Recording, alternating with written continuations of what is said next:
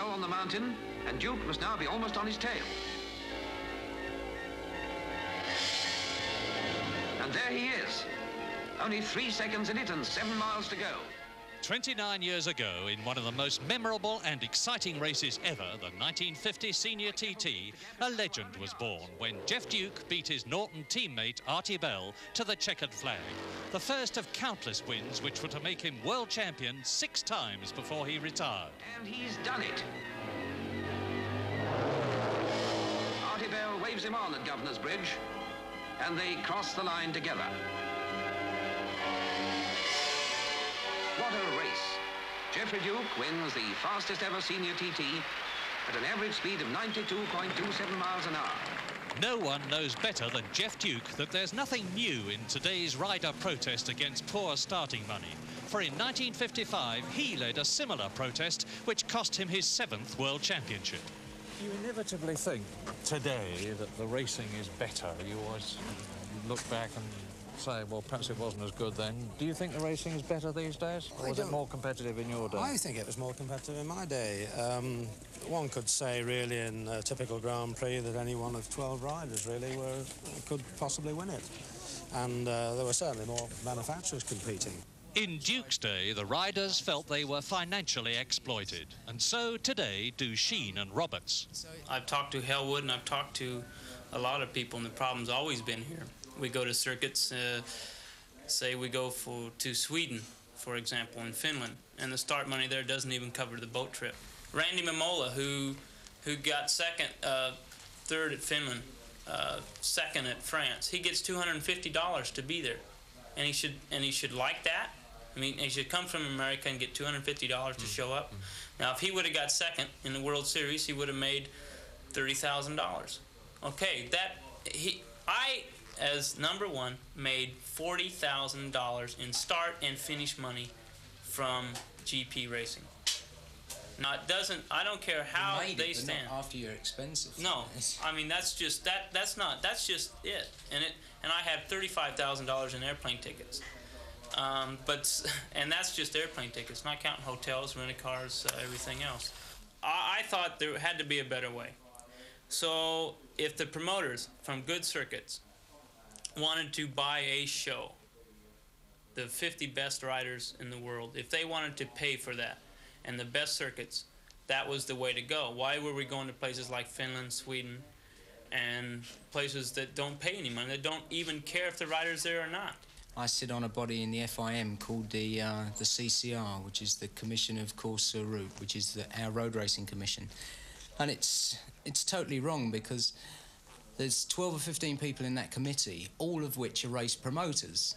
So when I sit down there speaking on behalf of the riders, and I say, OK, right, I've spoken to all the riders, and we cannot race the FIM World Championships simply because we can't afford to, because if you get £200 start money, it costs you £700 to get there. And all the guys around the table, being as they're the people that are promoting the races, are saying, oh, no, you're getting quite enough money, that's quite enough. We can't afford to pay you anymore, and it's not necessary, and you should do it for the love of the sport. Well, it's all very well doing it for the glory and the love of the sport, but that doesn't pay the bill. Yeah, everybody seems to think that FIM have the switch, you know, that if they switch it off, there's no more racing. If they switch it on, there is racing, and that everybody's got to run after them. But in fact, I think they don't have half as much power as everybody thinks they have. If I rented this track and said, I want to hold a Formula One race here, the FIM's going to pull this racetrack's sanction? I don't think so. As it stands, we're strong, and we're very, very together, and it shouldn't be a fight, but if it is a fight, we'll beat them. Did you get my last lap wheelie? Yeah, it should be good. Yeah? Oh, good. I'll have one of them if you get it. Barry Sheen and Kenny Roberts are firm friends, despite the fact that they ride for the rival Suzuki and Yamaha concerns. They share 4 world championships, but the race of the year is vital to them. To Barry, because Kenny beat him by a wheel at the British Grand Prix. To Kenny, because he means to show again that he's the best. 20 laps, 54 miles, 41 riders, and amongst them, number 6, Steve Parrish. Sheen's Suzuki is modified with rest to take the strain off his injured shoulder. For Barry Sheen, only 5 days after his operation, it's a miracle he's there. But as ever, he's cheerful. Go! It's a clutch start. The Marlborough Race of the Year is on, and straight into the lead from the right as they go down to Old Hall Corner and on. It's Kenny Roberts. Then Barry Ditchburn, number 12. That's totally unexpected as the rest of the pack sweep round the corner.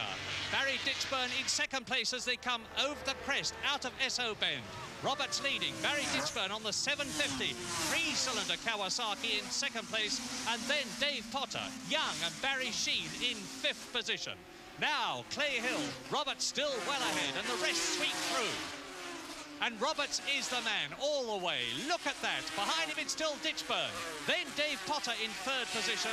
And Roberts is showing the style of a champion. Look at that. Knee out. 2 times world champion. The American who has won at long track, who has been the American champion as well. Number 12 in second place. Barry Ditchburn on the 3-cylinder Kawasaki, making a comeback with a vengeance. Then number 8, Dave Potter, the leading privateer on the Ted Broad Yamaha. Superb in third position. Fourth, the Honda Works rider there on a Yamaha. Mick Grant in fifth position. Double world champion, number 7, Barry Sheen. Then Sheen's teammate, Steve Parrish, riding in his last race as a Works Suzuki rider. Graham Wood, number 19, and behind him, Ron Haslam, world champion in Formula 1 on a Honda, there on a Yamaha. And it's Roberts. Roberts through. Ditchburn still second. Potter is still third. And Potter is riding an absolutely magnificent race. And as they approach and then go away from the corner there and up towards Island Bend and Esso, it's on to Knickerbrook. And Roberts has just lapped in 1 minute 36 seconds. That's a whisker outside the lap record at 103.5 miles an hour. He's pulling away. Ditchburn is still second. There's Roberts. Over the crest they go at Clay Hill. The field bursting through. And at Druids, it's Roberts. Ditchburn second, Potter, Grant, Sheen, and the rest go through. And we're now on lap 3 at Cascades. Roberts is out on his own as he goes round towards Island Bend with the lake on his left to the most acute corner on the course, Esso. There is Clay Hill, uphill around this superb Oulton Park circuit. Ditchburn is in second place and you'll see him in a minute. Behind him, it's Dave Potter, third, Grant fourth, Sheen fifth, and Steve Parrish in sixth position. The leader, the world champion. Then the gap to second place, and it's getting bigger. It's Ditchburn, Potter, Parrish, Grant, and Sheen go through in sixth position. Sheen, lap 6, Cascades. 7 seconds lead by Kenny Roberts. Now look for Barry Ditchburn. It should be, and it is, the green meanie Kawasaki of Ditchburn. Parrish is up into third place. Potter is down to fourth. And the stricken Barry Sheen, who looked absolutely terrible yesterday, is in fifth position. Roberts. Now, who is going to be second as they come over the crest from Knickerbrook? It's all together, and it's Parrish, Ditchburn, Potter and Sheen, and there's some 500 horsepower as they go round the right-hander and up Clay Hill. Anybody's race for second place as they go towards Druids. And the leader is at Druids, and the leader is the world champion, Kenny Roberts. There he is. A terrific wheelie as he pulls away. This is Lodge Corner and a wheelie again. Roberts completes the lap and pow! That's the battle for second. Parrish, Potter is up to third. Sheen is fourth. There's Barry Sheen. And Ditchburn is in fifth position. On goes Roberts. There is Parrish, number 6, second. Potter is up to third again. Sheen is fourth. Ditchburn is fifth. It's a terrific race for second place, and what a race of the year this is. Roberts again. Lodge Corner. Kenny Roberts ending the lap. Slow motion, and look again. Look at the knee out. Look at the effortless style. He goes over the line, onto the rough concrete, holds the machine with terrific power, and through goes Kenny Roberts. 3/4 distance. Parrish second, Sheen third, and that's Hartog in 5th position. As Roberts, the uncatchable double world champion, completes another lap. The battle for second is what matters, and there it is. 6 Parrish ahead of 7 Sheen and 8 Potter. 19 Graham Wood is up. And as Roberts comes down to Druids, there's a colossal gap between him and the second place man who should be, when he comes into sight, number 6 Steve Parrish, and it is. And Sheen is lapping Cork Ballington on the 350 Kawasaki. Double world champion Cork Ballington lapped by Barry Sheen. Roberts out of Deer Leap, under the bridge to complete another lap. Round Oulton with the world champion, down to Cascades. His consistency is amazing.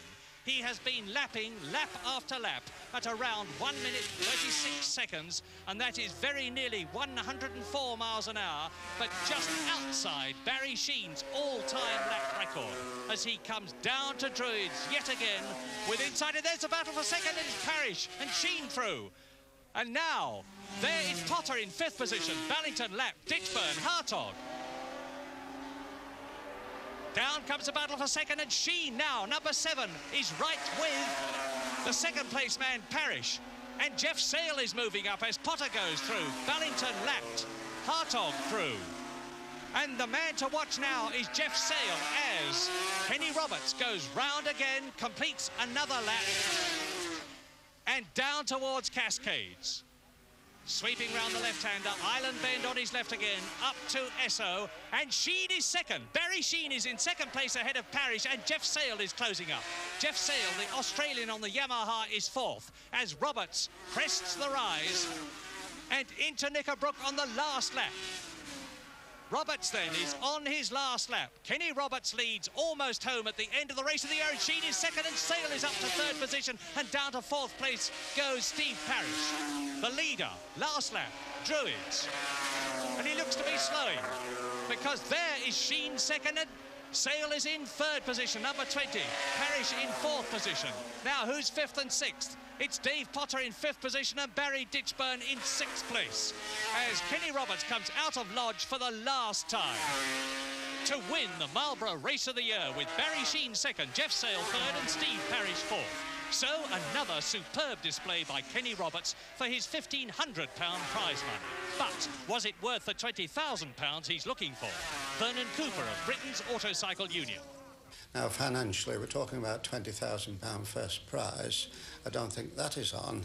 But if you talk about the total money of £100,000, at Silverstone we paid £126,000 this year, which is a FIM World Championship Grand Prix.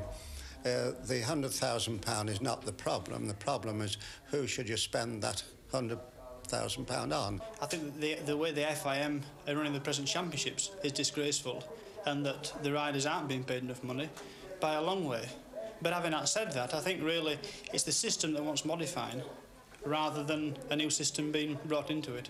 I really think that the best that could possibly come out of this is the threat, which may well persuade the FIM, if they have any sense at all, to come up with a more reasonable attitude. The World Series can go on providing it's held under the FIM or the ACU regulations as a normal event, like the Race of the Year and other series. But if it's in competition and conditional on them riding that World Series, they can't ride in the FIM series, it must be a non-starter.